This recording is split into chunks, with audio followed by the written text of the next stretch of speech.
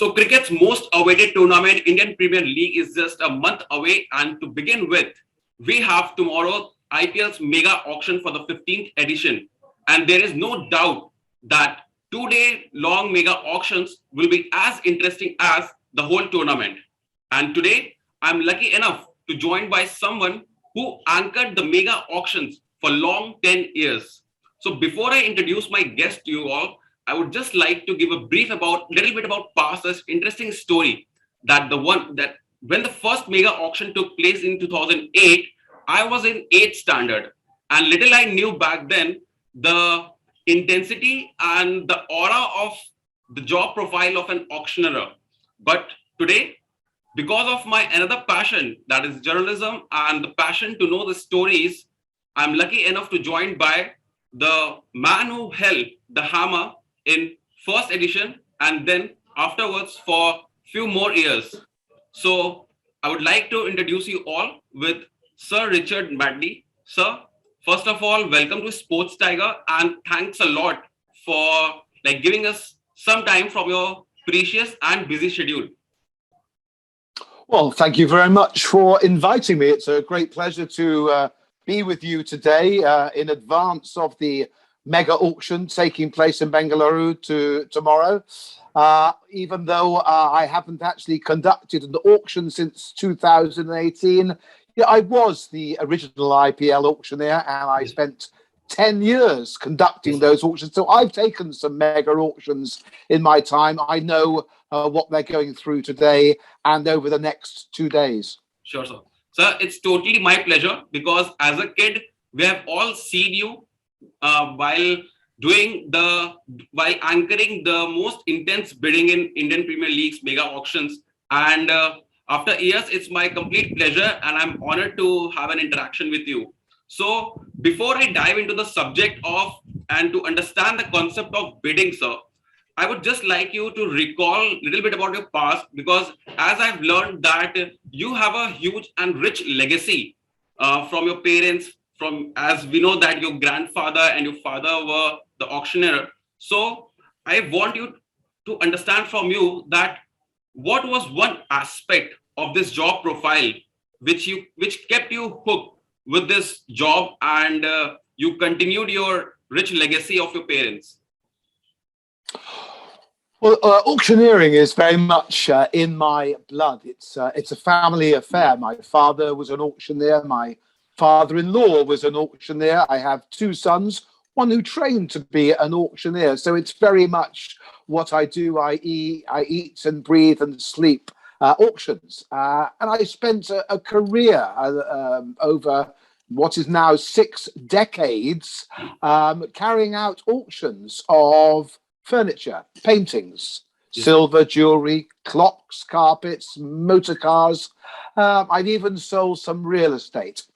But cricket has always been my love, my passion. I dreamt of being a professional cricketer. I wasn't nearly good enough, but I've enjoyed playing, and therefore the combination of being a trained auctioneer with an interest and a passion in cricket perhaps made me the ideal candidate to become the IPL auctioneer when the concept was dreamt up when you were in 6th grade, 2008, it was 14 years ago.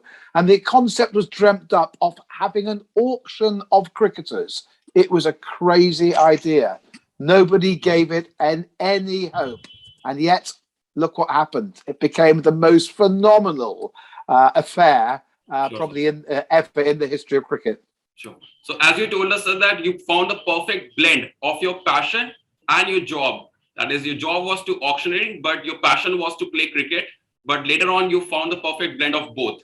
So with your past, sir, I want you to let us know and let our viewers know that what was that moment when you got to know that you have to pack your bags and you have to come India and you have to anchor the auctioneering of humans, because that was a one very interesting aspect which was lesser known before IPL. We have never seen regardless of like in very history when slavery was used to take place, then we have seen that humans used to get auctions.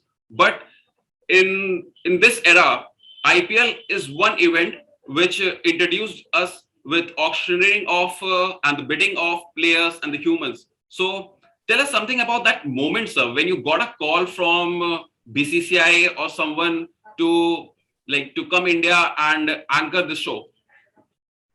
How it was? Well, the reason that I was first approached by Lalit Modi and IMG, who were organizing the tournament, and they invited me to come and advise them. I went in as a technical advisor to help them with the rules and regulations of auctions, auction law, bidding increments, base prices, allocations of goods into sets by specialization. So we worked on the process, the auction process. And remember, auctions are a business. They are my business, and I understand the process. I understand the rules, the regulations, and the protocol involved in conducting an auction.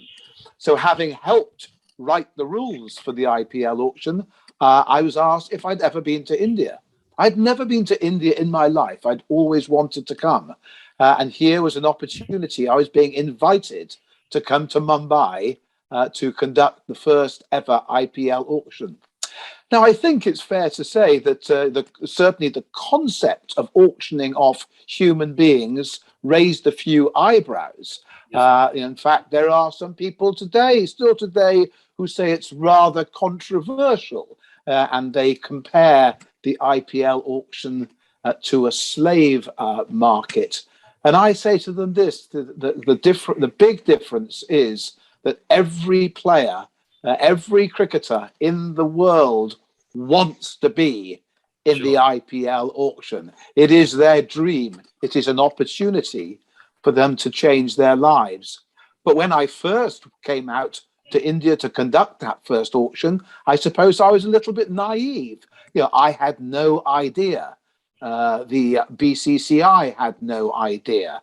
The world of cricket had no idea how things were going to change in that ballroom in the Oberoi Hilton on February the 20th, 2008, when literally the world of cricket changed forever. And I was the person standing on the rostrum conducting proceedings.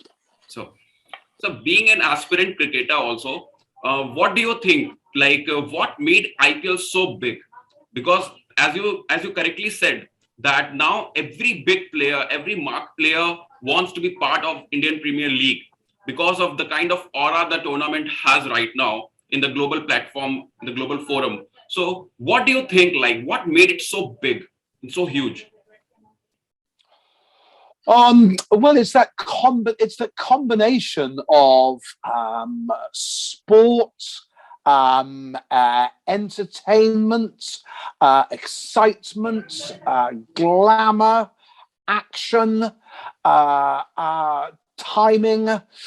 It just suits the way that people watch their sport today. You know that you can tune in. The great thing about the IPL auctions, the IPL games, which I love, is that you can miss the start of the game. It doesn't matter. You can actually drop into a game at any stage, and you're almost going to be guaranteed an interesting and often exciting finale.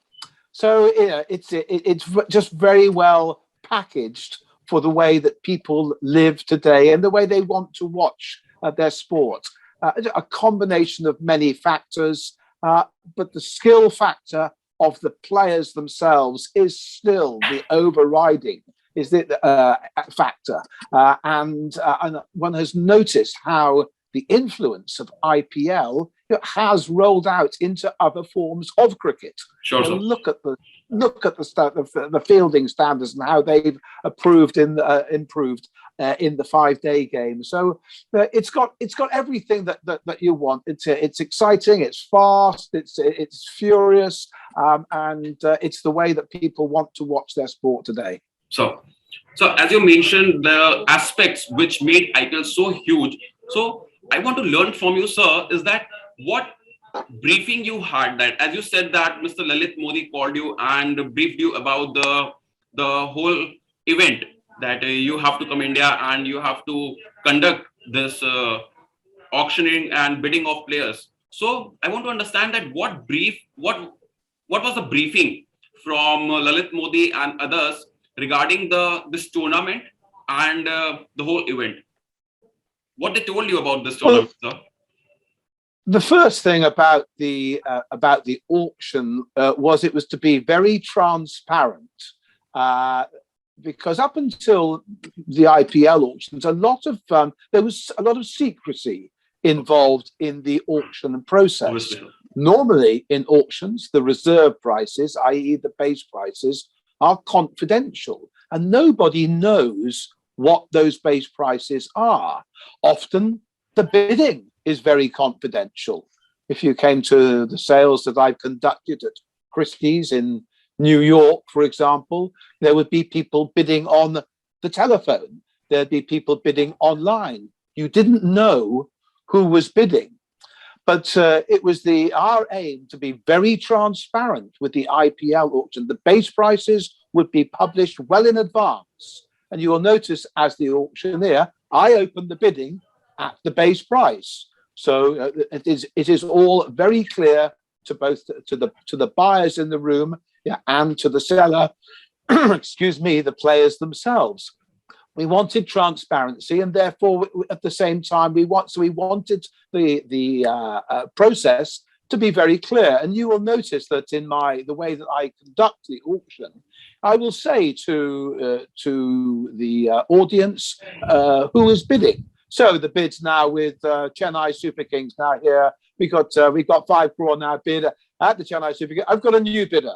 Welcome, RCB come in now at 5.5 now. So I am telegraphing and making very clear to the bidders and to the audience, that's people are watching at home and around the world, exactly what is happening. We have no VAR. I can't go upstairs, so I have to try and monitor all the bidding myself on my own. But I think it's something that I developed over time. Nobody could really brief me on how to do my job. You know, there were people who wanted to mic me up and put and tell me when to open the bidding and when to stop the bidding, and I said no, I can't do that. You know, you've asked me to conduct your auction, which is my privilege. I will do it in the way that I do it. I have my own style. You know, I have my own methods, and they've worked for the last 30 years. I'm not going to change them now. And that was something that I developed over time, and it became accepted and understood by the people in the room, and of course by people tuning in across India and across the world. For many people, it was the highlight of their cricket year. In fact, often people say more enjoyable than the cricket itself. So, as you said that you followed your own style and swag while bidding. So, were there any encounters, sir, which you felt at the time where like management, BCCI, or people who are watching that, who are organizing that event, they didn't like your style, or you had such kind of an encounter where they briefed you that you don't have to do it like this or that, or either it came from franchisees or anything, any such incidents? Or no, I would say that I had a total free rein to conduct the auctions. I had the full support of the IPL and the BCCI to do it my way. You know, I think we improved the performance over the years. Remember the first auction that we held? You know, the teams didn't even have names. So I was standing there on the stage, and I was calling out Kolkata or Jaipur, Mumbai. No names even for the teams themselves. The bidding paddles, which they would hold up, were rather amateurishly made in polystyrene. They could have been made by a school child, but we became more sophisticated. Yeah, and once the teams wore more colours, then we could brand their tables, and the bidding paddles were replaced from polystyrene paddles to illuminated flashing paddles. Behind my rostrum, we had a very sophisticated illuminated scoreboard showing who was coming up for sale next, or the past player, or how each team's purchases were going. So we evolved, I think, the system. I think we became perhaps just a little bit more professional over time. But there, if you had some footage, and this is an interesting thing, there is very little footage of the 2008 IPL auction. People ask me time and time again, please, sir, do you have the footage of you selling MS Dhoni for $1,500,000? And I say, I had a mobile phone then, but remember, all mobile phones were removed from you when you walked into the auction room, but it didn't even have a camera on it. It was a Nokia brick. So technology has come on a long way in that short time. But there are only some photographs of that first ever auction. It's only now that everything gets recorded on cameras and put out on social media. So maybe little back then, anyone knew that what was coming.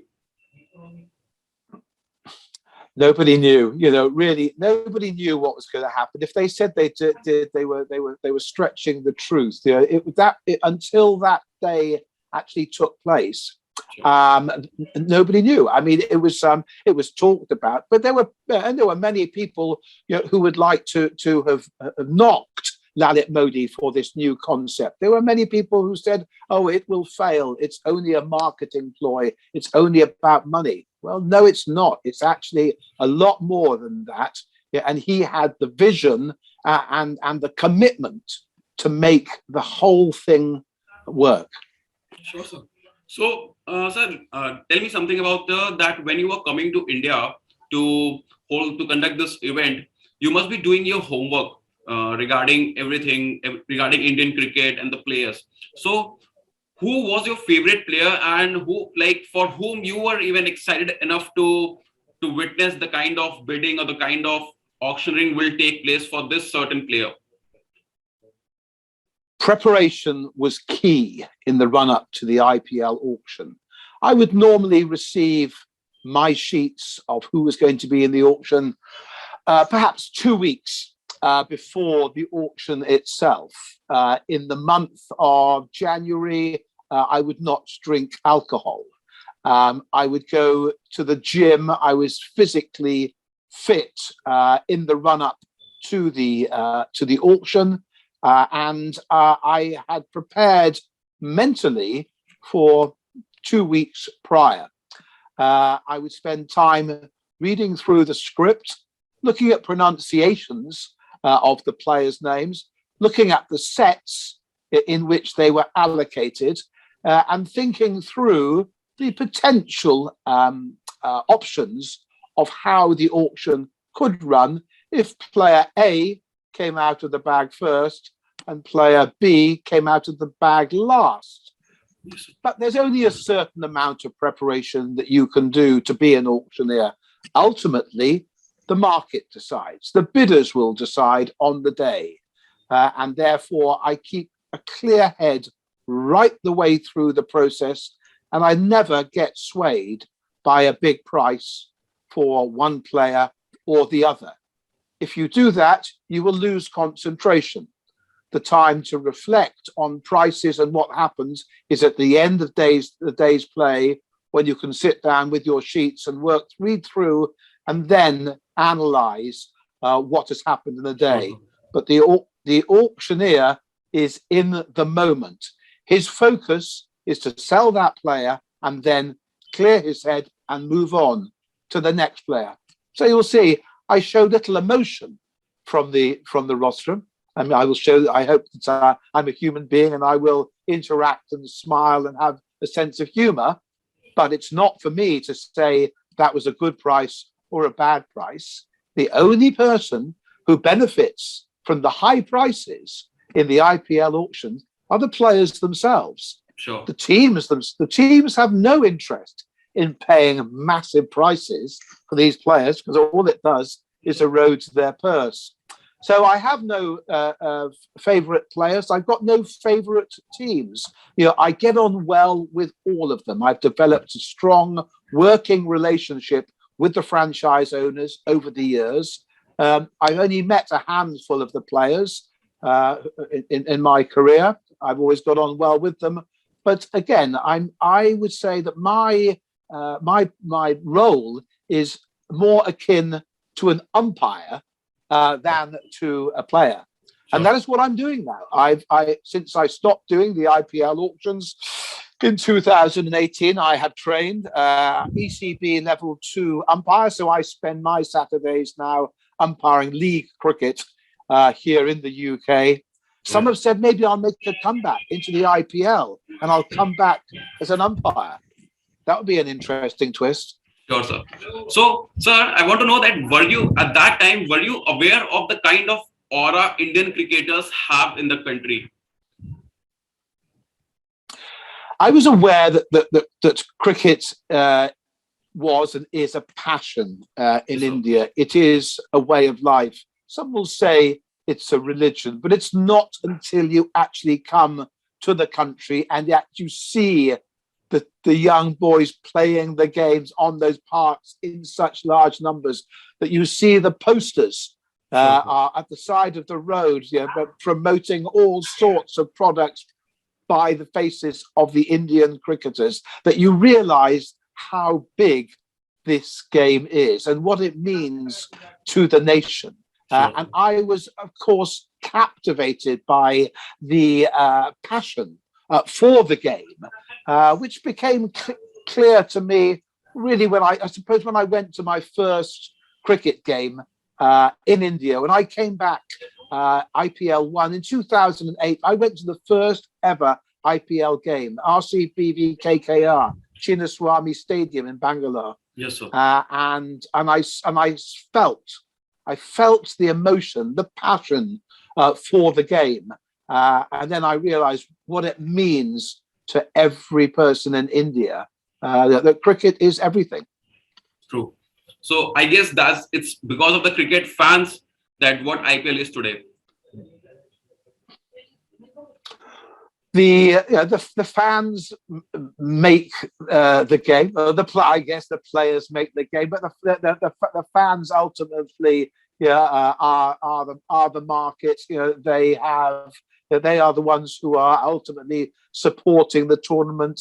The IPL, which started in a very small way in 2008, has captured the imagination of the nation very quickly. And it's got bigger and bigger. And interestingly, the franchise owners, those the same people who sat around the tables in the Oberoi Hilton in 2008 are still very much there today. They are committed to the investments in the franchises, which are now obviously worth several million more than they were when they first bought them. But they're all committed with no intention, as far as I can see, of either selling or trading them.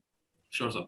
So that was about the players and the fans. But tell us something about the mindset of the franchisees, sir, because they are the ones who are spending the whole lot of amount in the tournament and on the players. So while doing the biddings and while conducting these events for 10 long years, what you understood about the mindset of the franchisees, what kind of a players they go through? Either they go for star players who already have big names, or they prefer to go for uncapped players who haven't made their names, but they have potential because they can earn them in a little amount. But if they'll go for star players, they'll have to spend a lot of money. So what have you learned about the mindset of the franchisees? There's no doubt that the level of sophistication in the bidding pattern of the franchise holders over the years has increased hugely, with research, with analysts, with just experience. And therefore, of course, one could look back to the early days and say it was a relatively unsophisticated process, and there were players who were chosen by franchises bought on their reputation, perhaps bought on the way down in their career, bought perhaps because they'd been very successful test cricketers. And you can analyze some of those purchases back in the early days and say, gosh, that was a lot of money to pay for a player who didn't actually perform that well. It would be fair to say that in my role on the stadium, on the rostrum, it's not for me to second guess, and I'm aware of the preparation, but it's not my position to comment on or commentate on bidding strategies. Again, I've got to keep a completely clear head, and therefore it's not for me to analyze one purchase against the other, because my focus again is to maintain a level of activity, that we get through the day without incidents, that players get presented, that players that weren't sold get represented, that we set the right sort of pace, that we make sure that the television cameras are able to start and finish at the same time. So therefore, I think that it's probably not my role to comment particularly on one player over the other. But I have noticed it was noticeable to me that very quickly young Indian players became the hot commodity, and the aged Test cricketers of previous years became less flavour of the month. So, sir, over the years, you witnessed so many biddings and you even conducted them. So, what were the most interesting and surprising biddings according to you witnessed? Like any such player who went for a lot of amount as compared to their base price, or any star player who could not score that kind of a money or bidding which he deserved? I think from an auctioneer's point of view, I found in IPL 3, auction IPL 3 2010, where we had tied bidding. That's four-way bidding for the same player. That is when there was a limited purse for each team, and four teams all wanted to bid for the same player. The player was Kieran Pollard, and each team had a maximum of, in US dollars, $750,000. And we had 4 paddles raised at the end of the bidding process. We could go no further because they had all spent their purse, and therefore we went to sealed bids, where each of the 4 franchises who'd been bidding for Kieran Pollard were invited to submit a secret bid in a sealed envelope, which they were prepared to pay over and above the $750,000 they had already committed to the player, which is what he earned, and then an additional sum, an undisclosed sum, would be paid to the BCCI to secure his services. And it was KKR, RCB, Chennai Super Kings, and of course the Mumbai Indians, who each submitted those envelopes. And the winning bid, well, as we all know, was for the Mumbai Indians, who acquired Kieran Pollard. And still today, 12 years later, he has been retained in tomorrow's auction, which I think is a great accolade to him. And I think it's very reflective of the Mumbai Indians, who are very determined and very loyal to players who've been with them on the journey. So that was an interesting one in terms of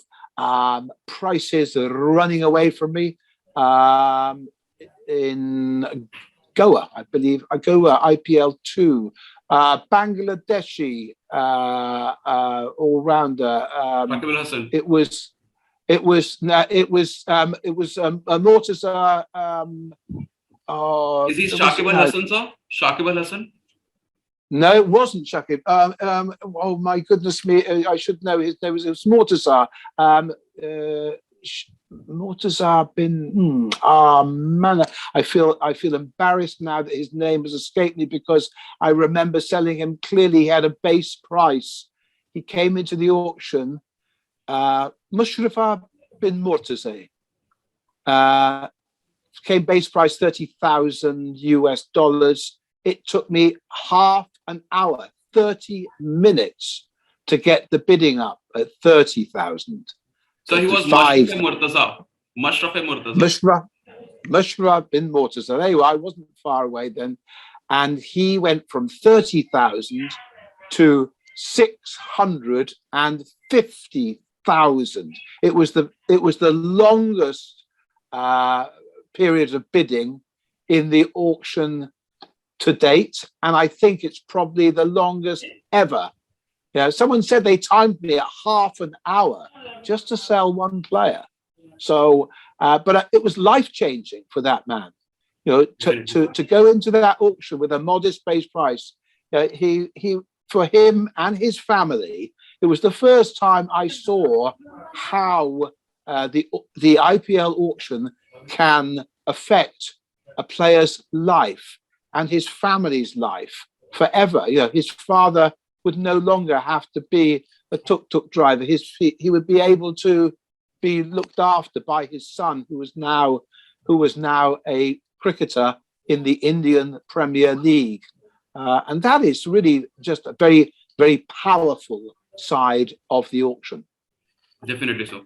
So, sir, with that, sir, I want to understand one important aspect is that, as you said, that few of the cricketers who scored a lot of amount and they created a bidding war between franchisees. So I want to understand from you, which franchisee impressed you a lot, their professionalism, the way they carried themselves during the auctions for long 10 years when you were there. So I want to understand that which franchisee impressed you a lot, sir, and the most. Well, in the same way that I would prepare for the auction itself, the franchises would have to prepare on a different scale altogether. They had to prepare for the auction and ask themselves the question, what if? It's all very well drawing up a list of players that you would like ideally, but what if you get outbid? What if you don't get that player? Then who is next? And what if you can't buy the next player? And it was described, it's a bit like a tree and it's got branches coming out of it. So they had to prepare really very, very long and hard in advance of the auction. And I think that the teams, the owners, perhaps reflected the performance on the pitch itself. So you'd find perhaps a team like Chennai Super Kings were very well organized, very consistent, very unemotional. They sat there. Stephen Fleming was there right alongside them. They set their price limit. They knew who they came to buy, and they bid for it. If they didn't get the player, then that's fine. They would move on. So, in terms of perhaps the best poker player who gave very little away was the owner of the Rajasthan Royals, Manoj Badali. Sure. He was perhaps the coolest of the bidders. He didn't get emotional. He would raise his paddle slowly, never smiled at me, never interacted. He was there to give nothing away.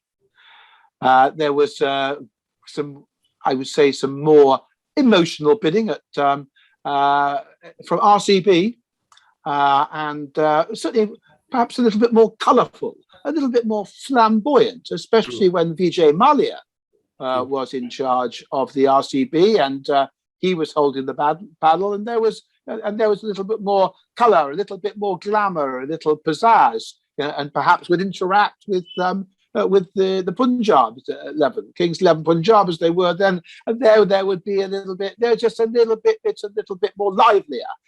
Perhaps there's a little bit more emotion, and perhaps maybe they got a little bit more carried away, perhaps in the moment.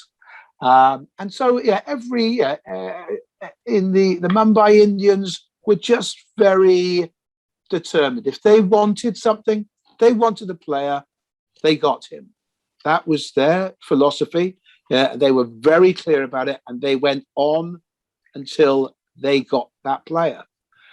So that was just something that I, over the years, picked up on. They had their own bidding styles, and maybe some of that reflected on the pitch. But I had good relationships with all those players and with all those team owners, and I would like to think that we can look back on the 10 years that I was the IPL auctioneer and say that was a job well done.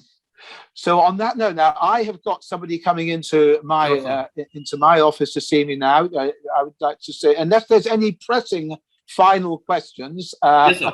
I'll just conclude this interactive session with asking you: is that will you be watching tomorrow's and the day after tomorrow's IPL auctions so closely? You'll be monitoring. Yes, of course. Yeah. So the IPL auction starts tomorrow morning, 11 a.m. So that's early in the morning here in the UK. So that'll be what am I going to be? I'm going to be at 5:30 a.m. I'll be up definitely because I'll know what Hugh Edmeades will be going through. He'll be doing exactly what I did today. He's preparing himself. Tomorrow morning, he'll have a light breakfast, and then there'll be a sound check, and then they'll be making sure that everybody's in place and the cameras are rolling, and he will be able to say, "Good morning, ladies and gentlemen, and welcome to the IPL player auction." So pardon me for holding you on, but just two quick reactions on two things. That over the years, which franchisee and which IPL team is your favorite? And my second question, with which I would like to conclude my interactive session with you, was that if you're given an offer now that to come back and to again conduct these IPL mega auctions, will you be taking that offer? Well, I will answer your first question in terms of do I have a favourite, and the answer, as you'd expect me to say, is I have no favourites. I get on well with all of them. I have watched all of teams play live, and I've visited most of those cities. I mean, I love cricket as opposed to loving one team or one player over the other. When asked who my favourite Indian player was, I said Farooq Engineer, and people looked at me rather blankly unless they remembered the great Indian wicketkeeper of the 1970s, who was my hero as a boy growing up. So no favourites because I love cricket more than I love any teams. And with regards to the question that I get asked time and time again, would I come back? That is left entirely in the hands of the BCCI. And I would have to be invited back. Hugh Edmeades is a very good auctioneer. He and I have worked in Christie's and around the world for many years. He's doing a very good job, and therefore, why should he lose the mantle? One thing I will say is he won't take 11 consecutive auctions because I don't think that the IPL auctions will go on in this format forever. I think there is a move now towards perhaps more of a draft system in the future. and therefore it is highly unlikely that we'll see mega auctions like this weekend again. But never say never. I have great friends and great relationships throughout India, and the fans' response to me on Twitter and social media is overpowering. Bring Madley back. It was a very charming thing to hear.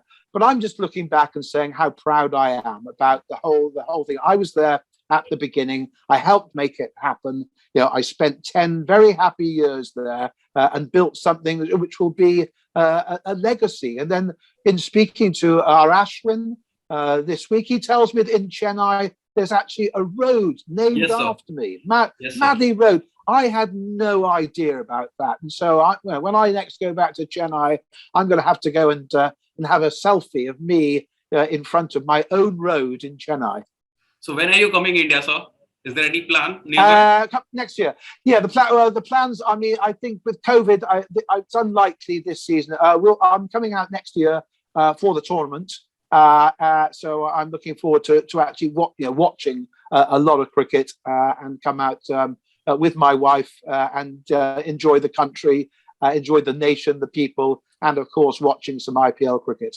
Perfect, sir. Perfect. I hope you come soon, India, and welcome to India, sir. And this was one of the best interactive sessions I had, sir. Thank you so very much for your time. And just one quick thing, sir, I want to ask you that is everything all right? Your family, friends in these tough times of COVID, is everything all right? Everyone doing well? Yes, thank you for asking. COVID has been it's been tough for everybody around the world, but I'm pleased to say from my family's point of view and my friends, we have been very fortunate, and thank you for asking. And I wish you all well, and my friends and followers throughout India, stay safe. Likewise, sir. Thank you so much, sir, for taking your time, sir. It was lovely interacting with you. A pleasure. My pleasure.